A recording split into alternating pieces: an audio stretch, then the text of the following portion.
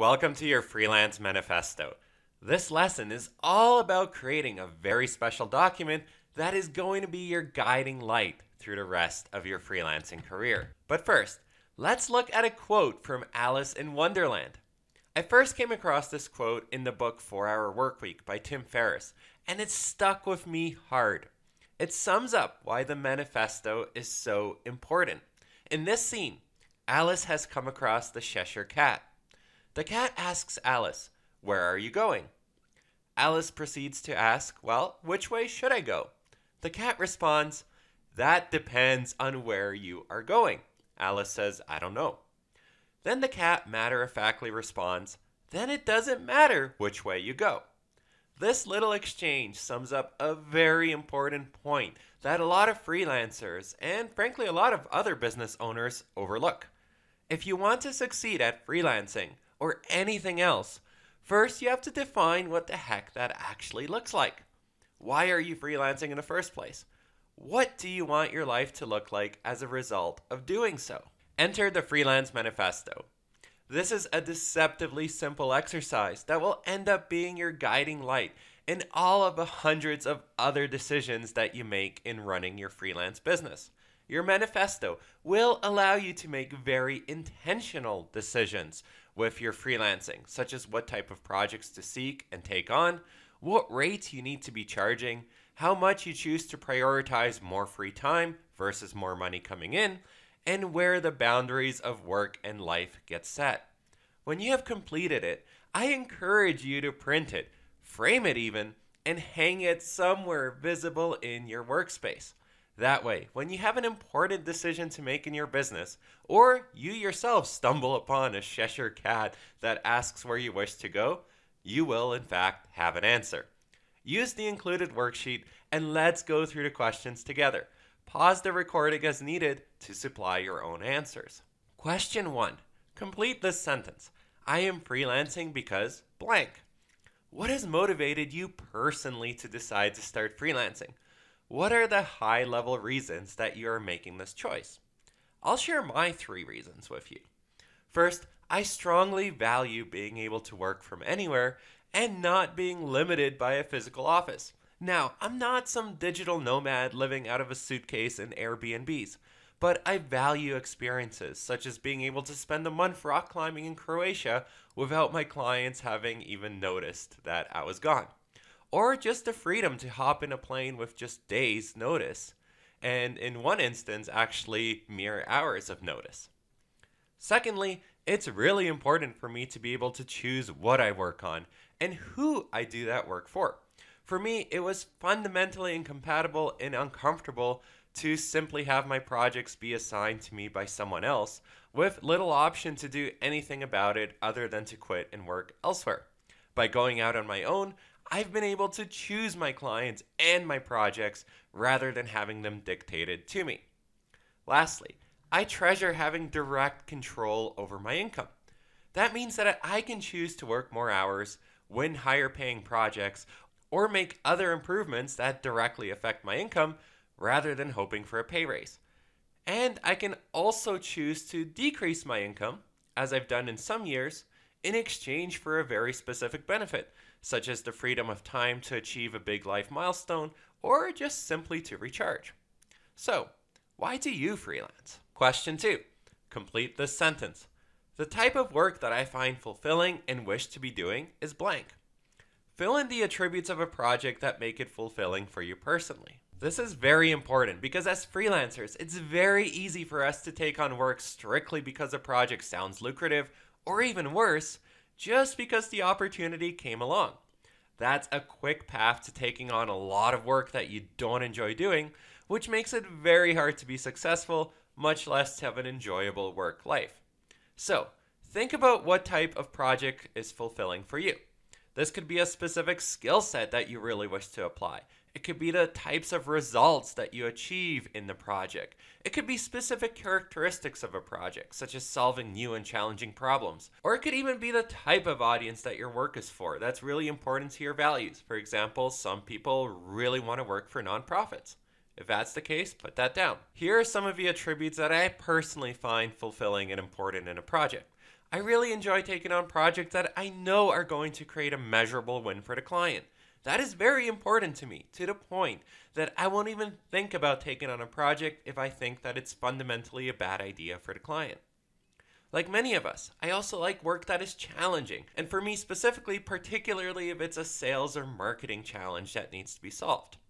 And I like working with clients that have a premium product in their space, meaning something very high quality, because that's the kind of product that I can be proud of helping to represent, and which creates a lot of opportunities, quite frankly, to be creative in the marketing. These are my answers, of course. Fill in your own based on what's most important to you. Question 3. Complete this sentence. My ideal typical day is blank.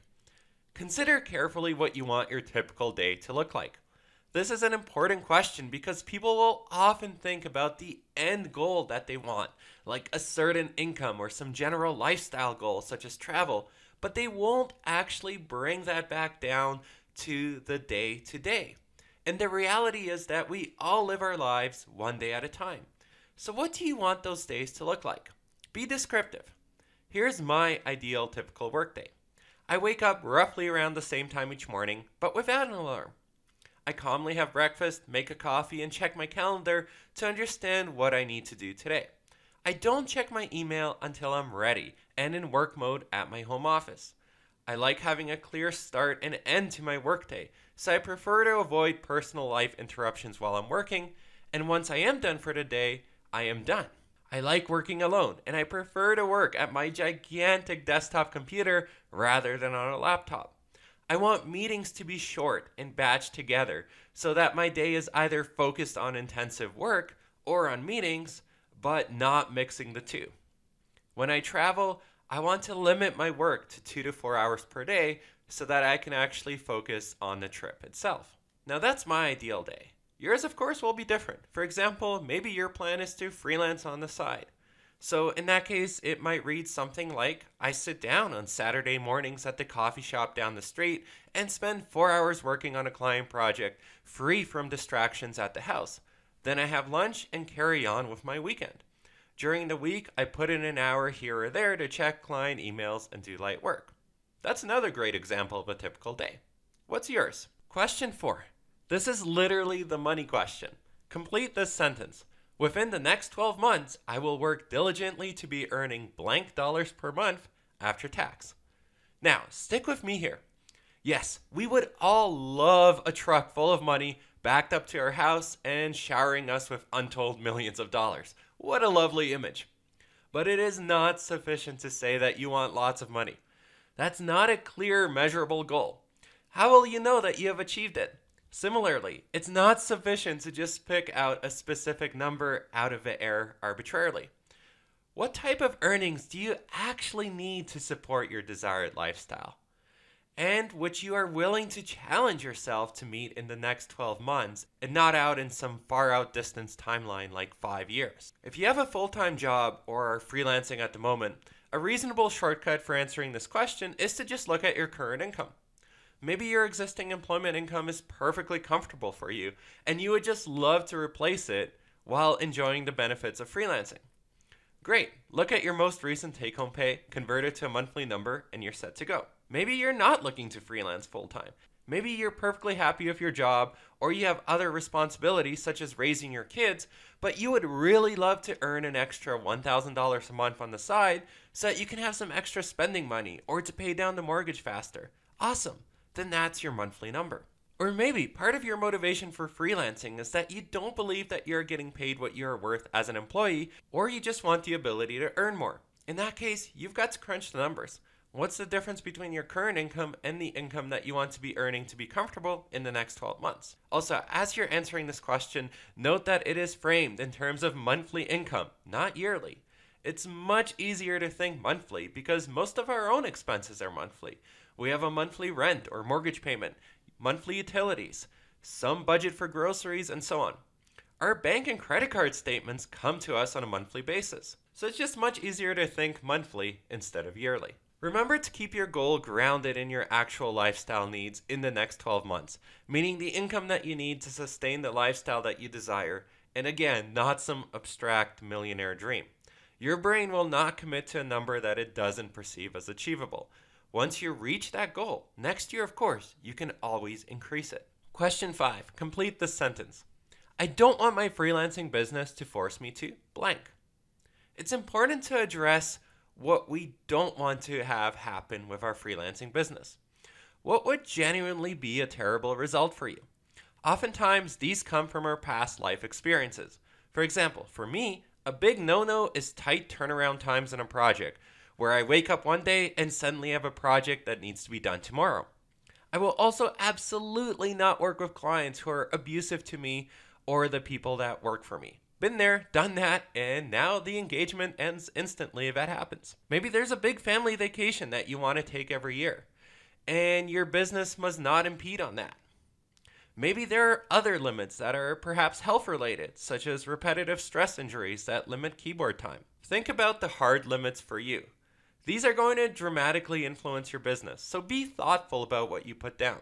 Don't put stuff down that's merely annoying or that you don't feel like doing unless you're prepared to deal with the realities of removing that from your business. For example, none of us really likes paying taxes, but if you don't want your freelancing to force you to pay taxes, then you better be prepared to face the reality of moving to a tax haven. And that's it. We have just gone through an exercise creating clarity around why we want to freelance in the first place, what our higher level lifestyle needs are, how we want our day-to-day to look like, our income needs, and what we don't want our freelancing business to force us to be doing. Again, consider printing, framing, and hanging your manifesto in your workspace. This is important. It's what you are working towards creating. And you can reference your manifesto every time you have to make a big business decision, such as whether to take on a certain project, work some longer hours, or even whether to take bigger steps like hiring someone else.